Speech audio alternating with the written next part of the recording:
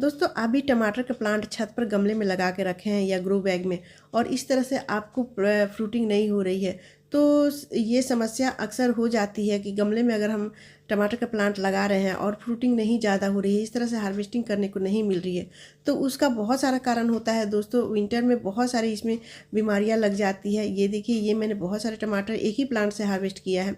तो इस तरह से अगर एक ही प्लांट में ढेरों फ्रूटिंग चाहिए तो उसके लिए हमें इसमें खाद भी डालनी होती है और इसकी केयर भी करनी पड़ती है। और ये दोस्तों इसमें बहुत सारी बीमारियां लग जाती है। जैसे इसकी पत्तियां होती है वो धीरे धीरे से सूखने लगती है और फूल जो होते हैं वो झड़ने लगते हैं। अगर फूल झड़ जाते हैं तो ये टमाटर नहीं बन पाते हैं। और कुछ ऐसे पत्तियां होती हैं जो धीरे धीरे से सूखने लगती है और मरूड़िया बीमारी हो जाती है। तो ये सारी जो समस्याएं होती है दोस्तों, अक्सर जब धूप नहीं निकलता है, बहुत ज़्यादा ठंड रहती है, कुहासा कोहरा रहता है, उस समय ये सारी बीमारियां इसमें लग जाती है। तो उसका भी निदान दोस्तों है, अगर अपने प्लांट्स को बहुत ज़्यादा हेल्दी फ्रेश रखना चाहते हैं तो चलिए मैं आप लोग के साथ एक ऐसा फर्टिलाइज़र भी शेयर करूँगी जिसको आप विंटर में अगर डालते हैं तो आपके भी टमाटर के प्लांट में इस तरह से एक ही प्लांट में सैकड़ों फ्रूट लेने को मिलेंगे और ढेर सारा हार्वेस्टिंग करने को मिलेगी। और साथ में जो बीमारियां लग जाती है उसको कैसे हटाए, पत्तियों में बीमारियां लग जाती है मरूड़िया बीमारी, उसको कैसे हटाए। तो चलिए वीडियो को बने रहिएगा और वीडियो पसंद आए तो लाइक शेयर कीजिएगा। नमस्कार दोस्तों, कैसे हो आप सब? आई होप आप सब बहुत अच्छे होंगे और अपने अपने कामों में मस्त और व्यस्त भी होंगे। दोस्तों जब बहुत ज़्यादा ठंड होती है, शीतलहर और ठंड का प्रकोप ज़्यादा होता है, ओस पाला गिरने लगता है, तो उस समय ये जो सारे प्लांट हैं, फूल तो बहुत अच्छे से इसकी फ्लावरिंग तो होती है, लेकिन दोस्तों ये धीरे धीरे से फ्लावरिंग, जब इस पर ठंड का असर होता है तो सारे ये फूल धीरे धीरे से सूखने लगते हैं और गिर जाते हैं, जो कि फल में कन्वर्ट नहीं हो जाते हैं। और ये सारी जो पत्तियाँ हैं दोस्तों, ये ठंड से पीले होने लगते हैं और पीले हो कर धीरे धीरे सूखने लगते हैं। तो उस समय हमें इस प्लांट्स की सबसे ज़्यादा केयर करने की ज़रूरत होती है।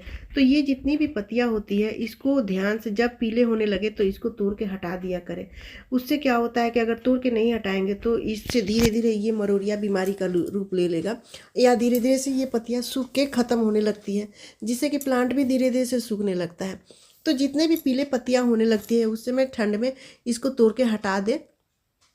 तो ये देखिए मेरे प्लांट्स, एक प्लांट्स में ये पत्तियाँ पीली हो गई है, तो इस तरह से तोड़ के हटा देते हैं तो प्लांट में जो मरोड़िया बीमारी लगती है वो कम चांस रहता है। और दोस्तों इसमें जो है ये इस तरह से अगर स्टिक अगर लगा के रखते हैं तो ये प्लांट ठीक से रहेगा। यहाँ पर देखिए मैंने रस्सी से बांध के रखा है, इसको स्टिक से लगाना सपोर्ट देना बहुत ज़रूरी है, नहीं तो ये प्लांट थोड़ा बहुत ज़्यादा ब्रांचेज निकालता है और थोड़ा लंबा भी हो जाता है, जिससे कि बहुत नाजुक ये प्लांट होता है और गिरने का चांस होता है और गिर के टूट जाता है बहुत आसानी से। तो इसलिए इस तरह से आप एक स्टिक दे दीजिए, डंडे को सहारा से दे के इसको बांध दीजिए, तो ये जब फल लेगा तो ये भारी हो जाता है, जिससे कि ये प्लांट्स गिरेगा नहीं और ये अच्छे से फ्रूटिंग भी करेगा। दोस्तों ये मेरा प्लांट जो है टमाटर का 12 बाई 12 के गमले में मैंने लगाया है। और ये आप अगर 12 बाई 12 के गमले में लगाए हैं तो एक प्लांट आप लगा सकते हैं। अगर 15 बाई 15 या फिर 18 बाई 18 के ग्रो बैग में लगाते हैं या गमले में लगाते हैं तो 2 भी प्लांट आपके गमले में चल जाएगा। तो मैंने एक प्लांट लगाया है 12 बाई 12 के गमले में और बहुत अच्छे से फ्रूटिंग होती है। हर साल मैं लगाती हूँ और अच्छा मुझे रिजल्ट मिलता है। तो 12 बाई 12 के गमला बहुत अच्छा होता है। ये देखिए दोस्तों, ये मेरी मिट्टी बहुत ज़्यादा सूखी हुई है। मिट्टी सूखने के बाद भी देखिए ये कितना भुरभुरी मिट्टी है और अभी पानी मैंने नहीं दिया है, तो मिट्टी बहुत ही हेल्दी है। तो जब भी मिट्टी बनाए, जब पौधा लगाए तो उस समय मिट्टी इसकी बहुत अच्छे से बनानी होती है, क्योंकि इसको बहुत ज़्यादा पोषक तत्व चाहिए।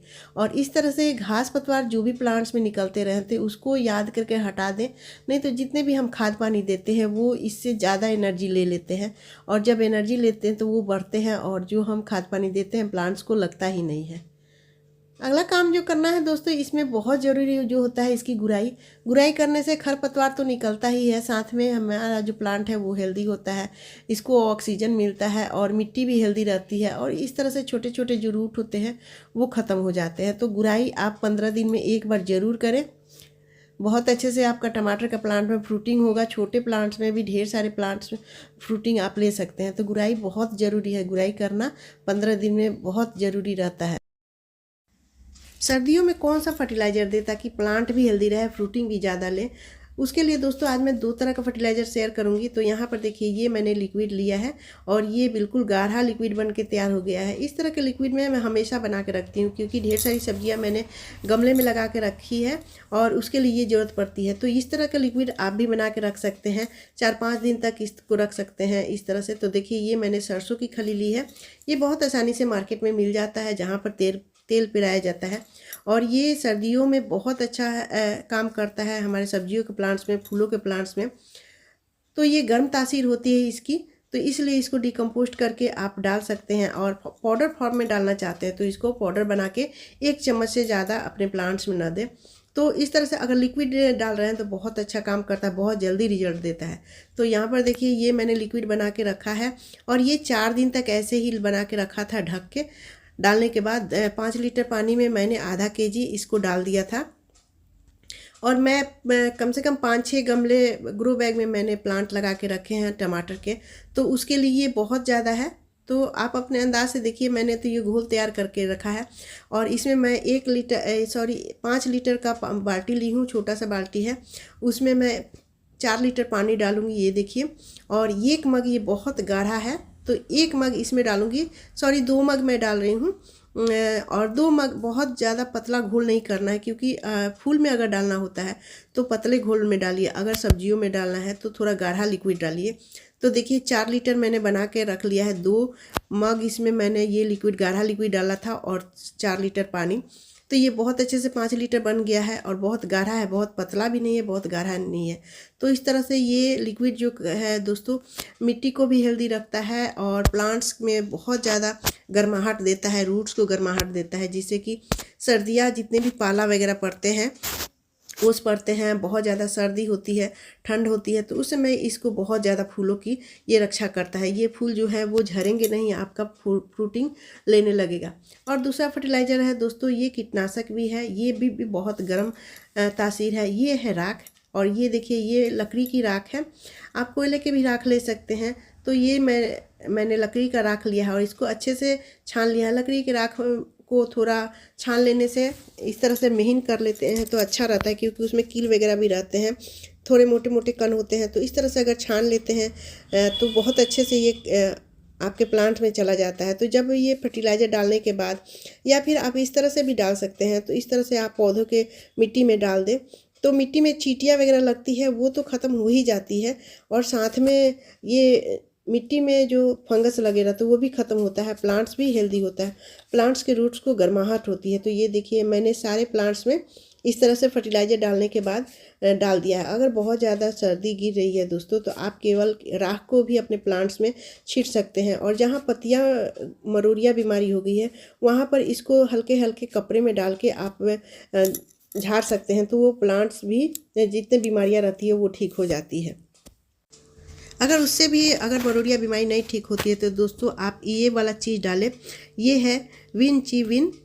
ये बहुत ही कारगर पेस्टिसाइड है, और पेस्टिसाइड के साथ साथ ये फ्रूटिंग और फ्लावरिंग भी कराता है।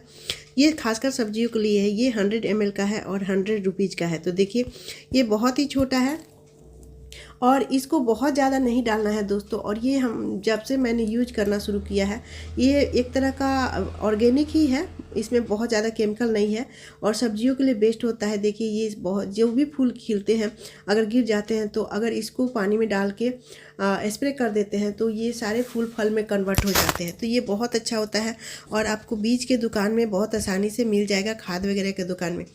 तो यहाँ पर देखिए मैंने 1 लीटर पानी लिया है और 1 लीटर में ये 4 बूंद ही डालना है, बहुत ज़्यादा नहीं डालना है। ये बहुत स्ट्रांग होता है और ये बिल्कुल ऑर्गेनिक है दोस्तों, क्योंकि केमिकल वाला चीज़ तो मैं डालती ही नहीं है। तो जो भी मैं डालती हूँ ऑर्गेनिक, या तो होममेड बना के डालती हूँ, या फिर इस तरह से आपको ये ऑर्गेनिक मार्केट में मिल जाएगा खाद के दुकान पे। तो 4 बूंद डाला है मैंने, और इस तरह से आप इसको स्प्रे बोतल में डाल के सारे पौधों में, जितने भी सब्जियों के प्लांट्स हैं, ये सब्जियों के लिए बहुत अच्छा स्प्रे है। और ये फ्रूटिंग भी कराता है और ये इससे जो फूल फल गिरने लगते हैं वो भी ठीक करता है। और अगर छोटी मोटी कीड़े वगैरह लग जाते हैं तो वो भी ख़त्म कर देता है। तो इस तरह से देखिए, टमाटर के प्लांट हो या फिर कोई भी सब्जी के प्लांट हो, उसमें इस तरह से स्प्रे कर देते हैं तो सारी बीमारियाँ ठीक हो जाती है और जितने भी फूल हैं वो फल में कन्वर्ट हो जाते हैं। तो इस तरह से दोस्तों ये सारे केयर करके हम सारे सब्जियों में ढेर सारे फ्रूटिंग ले सकते हैं, फल ले सकते हैं, सब्जियां ले सकते हैं छत पर ऑर्गेनिक तरह से। तो दोस्तों वीडियो अगर पसंद आई तो प्लीज़ लाइक शेयर कीजिएगा। मेरे चैनल पर नए हैं तो सब्सक्राइब भी ज़रूर कर लीजिएगा बेल आइकन घंटी के साथ, और एक कमेंट जरूर कीजिएगा। तो मिलते हैं नेक्स्ट वीडियो में, तब तक बाय दोस्तों, टेक केयर, हैप्पी गार्डनिंग।